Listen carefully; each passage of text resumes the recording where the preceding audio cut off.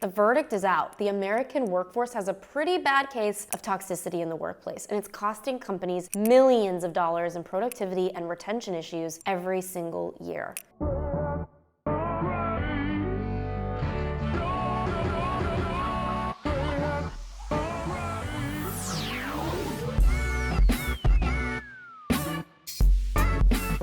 Hello friends, I'm AshleyStahl, host of the U-Turn podcast and best-selling author of the book also named U-Turn. Get unstuck, discover your direction, design your dream career. I'm here to help you create a career that absolutely lights you up, and we all know that a bad boss can make or break your job. In fact, research indicates that 50% of people who leave their jobs do so because they don't really like their boss. This tells us that how your job looks matters just as much as what your job is. Here's some shocking statistics for you provided by Office Vibe. 3 out of 4 employees report that their boss is the worst and most stressful part of their job. 65% of employees say they'd take a new boss over a pay raise. 44% of employees say they've been verbally, emotionally, or even physically abused by a supervisor in their career. Dealing with a toxic boss is a sensitive situation because you don't want to burn any bridges, but at the same time, you don't want to be miserable. Sadly, a lot of us have to deal with this person on a daily basis and put on a happy face to keep our job and receive a positive reference in the future. We can't risk damaging careers because of one toxic person.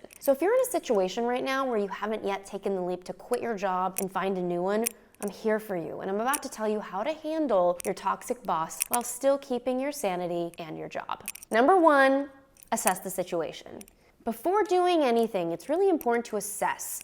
Take an honest look at what's happening with your boss. Do you need to take any personal responsibility on your side of the street for what's happening? Do they treat everyone this way? Or is it just you? Are you doing anything to contribute to the toxic situation? If so, it's time to work on changing that. A lot of times we also have a part in contributing to the negative dynamic and we don't even realize it. This is not something to ignore. Number 2, practice empathy. It's time to practice some compassion, my friends. I have to admit it, this part is really hard, especially if your boss has been treating you badly for a long time. The fact is, we don't know what's going on internally in any other person. Perhaps their own boss is toxic and they're living in fear all day long, projecting it on you. Perhaps they have too much work and stress put on them. It's possible they're going through something really tough in their personal life. Know that your boss, no matter how toxic, is also a human being with feelings and a life of their own. And if they're being toxic to you, they're seriously in pain. It might be difficult, but give them the benefit of the doubt. I love living life this way because it just feels too good to think the best of people. It's not about being stupid or closing your eyes to what's true. It's just about giving people a chance, having hope for them. Maybe your boss is just having trouble managing their own emotions. Now, I'm not saying to accept their bad behavior, but sometimes it's easier to deal with when you step into their shoes and have a little bit of empathy. There might be something bigger going on that you don't know about and they have less capacity inside of them. Number 3,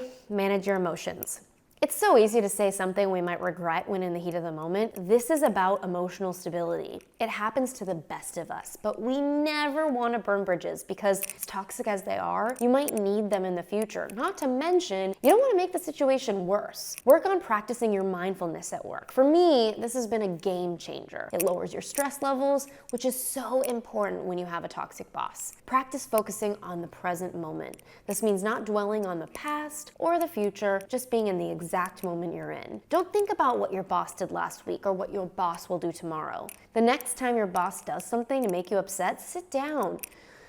Do some deep breathing and try being mindful. When you're calm, you're in your power. Your words are intentional. Your energy is clean and people can feel it. This is the foundation of productive communication. Don't enter a tough conversation when you're not in this calm state. Number 4, vent outside the office and not to your coworkers. It's natural for us to want to vent. In fact, most of us probably do it. You might be holding in all of this anger and tension all day and just wanting to get it out. Dealing with a toxic boss can really wear you down and hurt your mental health. We might want to make negative comments to our coworkers when your boss leaves the room or have a rant session during lunch. But trust me, this is not worth it, even if your coworker feels the same way about your boss. This often intensifies the situation and it just keeps the negative cycle cycle going. Most likely, it's gonna make you feel worse. The person talking smack always looks worse than the person they're talking about. Seriously, the workplace is not the place to indulge in these conversations, as it's really going to influence the lens through which people see your professionalism.